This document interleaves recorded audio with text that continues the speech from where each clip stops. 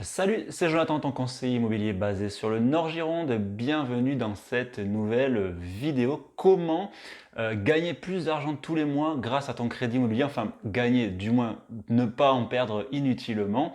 C'est ce qu'on va tâcher de voir dans cette vidéo. À tout de suite.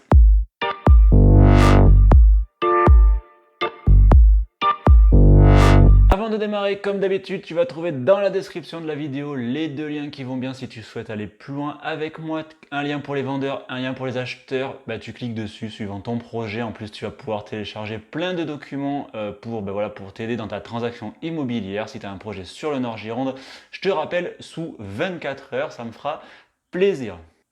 Alors, comment économiser plusieurs centaines d'euros par an sur ton crédit immobilier? Alors d'abord, de quoi se compose un crédit immobilier? On va dire que tu as trois grandes branches. Tu as d'abord évidemment le montant emprunté, le capital, hein, avec le fameux taux d'emprunt que va t'accorder la banque.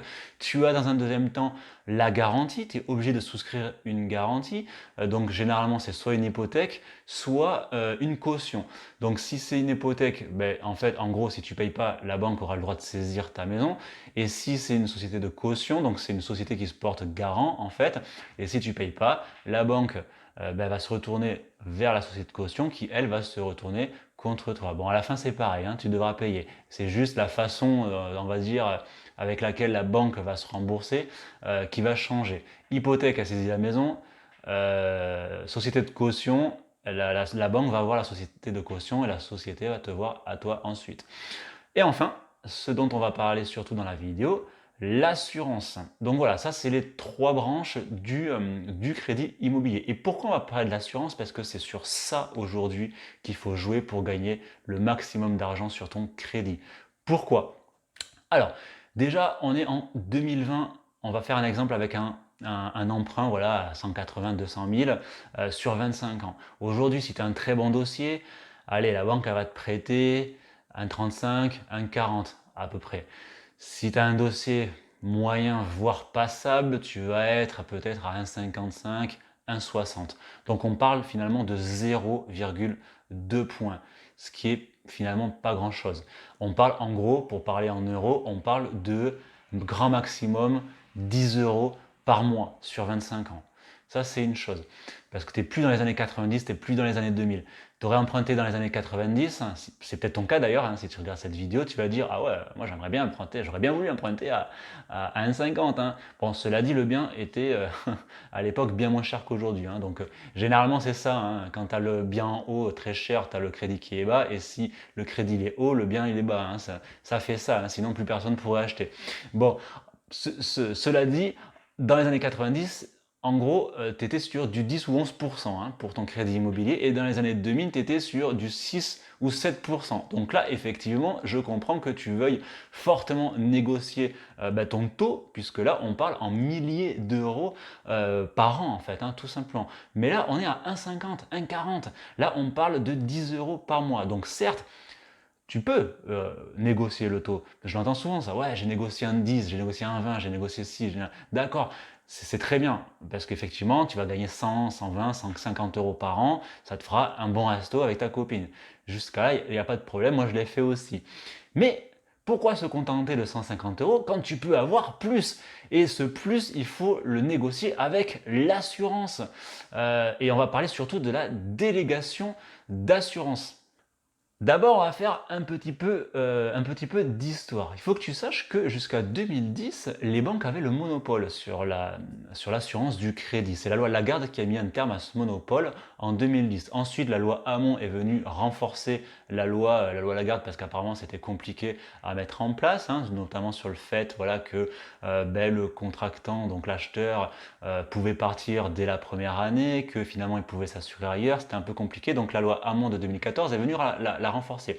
Ensuite, en 2018, il y a eu l'amendement Bouquin, qui est finalement encore une mesure qui va en faveur finalement de l'acheteur, qui dit que en fait tous les ans tu vas pouvoir te barrer de l'assurance en fait en respectant un délai de préavis de 2 mois. Et enfin, en 2019, il y a eu encore une mesure qui renforce la loi bouquin encore en faveur de l'acheteur, qui dit que finalement maintenant les banques doivent être transparentes vis-à-vis de leurs clients, parce que ben voilà, les banques, si en plus on leur enlève le crédit finalement, ben au bout d'un moment ça va plus les intéresser de faire du crédit immobilier, puisqu'elles gagnent finalement avec des taux à 1,40, on peut se poser la question de savoir si elles gagnent leur vie, donc il faut bien qu'elles s'y retrouvent quelque part. Bon, de l'autre côté, il y a la loi qui est faite en faveur, finalement, pour aider les acheteurs. Donc, bah, on serait bête de ne pas s'en servir. Donc, les banques, depuis 2019, doivent être transparentes vis-à-vis de leurs acheteurs. Ça veut dire qu'en gros, elles ne peuvent pas te dire, si tu t'assures ailleurs, je te prête pas. Moi, j'entends régulièrement ce discours de la part de mes acheteurs, hein, qui contractent des crédits et qui sont assez agacés, et moi aussi ça m'agace d'ailleurs.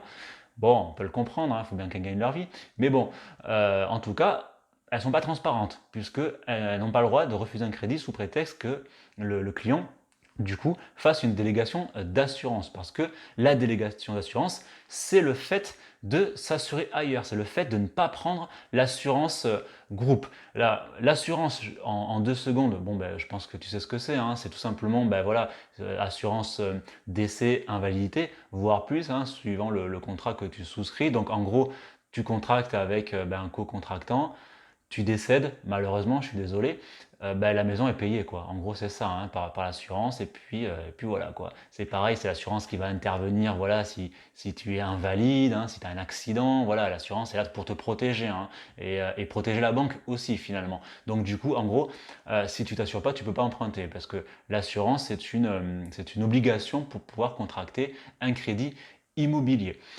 Donc, l'assurance, la délégation d'assurance. On va parler de 2 cas de figure. Le premier cas de figure, tu veux contracter un crédit, donc tu n'as pas encore contracté. Deuxième cas de figure, tu as déjà acheté un bien et tu es donc bah, sous contrat avec l'assurance. Donc, on va d'abord commencer par le deuxième cas de figure. Donc, bah, en fait, c'est très simple, hein. Tous les ans, à date d'échéance, tu as le droit de résilier ton assurance. Tu envoies bien le recommander au moins 2 mois avant la date d'échéance et tu peux aller t'assurer ailleurs. Tu peux faire ta délégation d'assurance. Ça, c'est facile, c'est tous les ans. Il faut bien penser à envoyer le recommandé 2 mois avant. Premier cas de figure, tu veux contracter. Donc, tu as le droit, dès le moment où tu contractes, de faire une délégation d'assurance, c'est-à-dire que tu souscris le contrat de prêt évidemment à la banque, parce que c'est elle qui te prête, mais tu vas t'assurer ailleurs, tout simplement. Et pourquoi c'est intéressant? Tout simplement parce que c'est vachement moins cher, hein, ni plus ni moins. Sur 2 têtes, suivant les dossiers, tu peux économiser jusqu'à 20, 30, 40, 50 euros par mois sur l'assurance. Donc tu vas être sur des sommes, tu vas plus être sur 100 ou 150 euros par an, là, tu vas être sur du 300, 400, voire plus par an. Donc c'est pour ça que c'est très intéressant la délégation d'assurance. Maintenant, on va faire une petite parenthèse sur la transparence, effectivement, voilà, de ta banque. Parce que, comme je te le dis, j'ai souvent des acheteurs qui me disent, moi, la banque, elle m'assure, elle me prête, concrètement, elle m'a dit qu'elle me prêtait que si je m'assurais chez eux. Donc, on l'a vu, normalement, elle n'a pas le droit. D'ailleurs, si tu peux les dénoncer, il peut y avoir des sanctions. Donc, bah, qu'est-ce qu'il faut faire dans ce cas-là? Ben, tu vas te servir de la loi, tout simplement. Alors, dans un premier temps, il n'y a rien qui t'empêche d'aller faire des devis dans d'autres assurances. Tu tapes délégation d'assurance dans Google, il va te donner plein de comparateurs. De mettre le devis sous le nez de ta banque et de lui demander qu'elle s'aligne. Tu vois, tu vas pas forcément voilà, lui dire bon ben moi je m'assure pas chez vous. Tu peux faire jouer la concurrence aussi avec la banque. Comme ça, si elle s'aligne, tu souscris tout chez ta propre banque et puis au moins c'est réglé. Tu n'as pas tu vois, un contrat dans une assurance et puis le crédit ailleurs. C'est plus simple. Tu n'es pas obligé de partir tout de suite. Maintenant, si elle ne s'aligne pas, ben, en fait, pour pas t'embêter et quand même pouvoir emprunter, c'est très simple en fait. Tu souscris tout à la banque, tu prends l'assurance groupe au moment de la souscription de ton crédit et tu la résilies la première année. C'est aussi simple que ça. Tu souscris à ton crédit, tu achètes ta maison et le mois prochain, tu résilies et tu vas faire ta délégation d'assurance, tout simplement. C'est la seule solution si la banque te dit vraiment concrètement, même si elle n'a pas le droit, je ne te prête pas si tu ne souscris pas.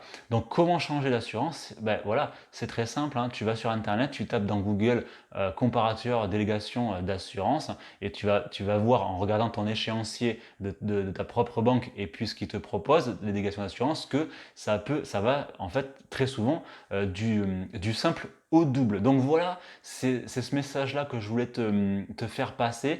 Très important aussi, parce que là c'est la loi justement, il faut que tu t'assures aux mêmes garanties, c'est-à-dire que tu ne peux pas par exemple souscrire une délégation d'assurance si elle t'assure moins bien que l'assurance de la banque. Il faut que tu souscrives une assurance exactement aux mêmes garanties, voire plus si tu fais le choix, mais en tout cas pas moins. Donc voilà, c'est très intéressant la délégation d'assurance. Moi je l'ai fait sur mes biens, je peux te dire que je gagne des centaines d'euros par an.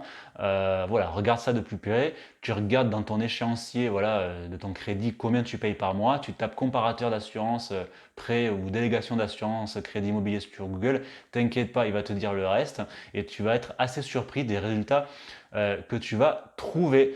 Voilà, donc bah écoute, si tu as aimé la vidéo, n'hésite pas à la liker et à la partager, apporte ton gros pouce bleu à l'édifice. Si tu as des questions voilà, sur la délégation d'assurance, n'hésite pas à commenter la vidéo et à la partager. Et puis je te dis à très bientôt sur le Nord Gironde. Ciao ciao!